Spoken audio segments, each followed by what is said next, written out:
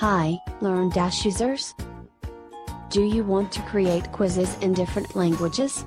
Like French, Spanish, English, Hindi, and others? Now you can easily import quiz through Excel in different languages. Watch the demo now. At first, install Excel to Learndash plugin by uploading and activate it. Once you activate it, go to your website dashboard.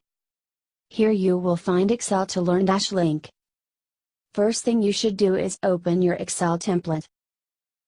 Then fill the columns in the language you desire, except title column, which must be in English. Here we have filled in 4 languages, those are French, Spanish, English, and Hindi. Once you fill the fields, save it and upload it. Now let us check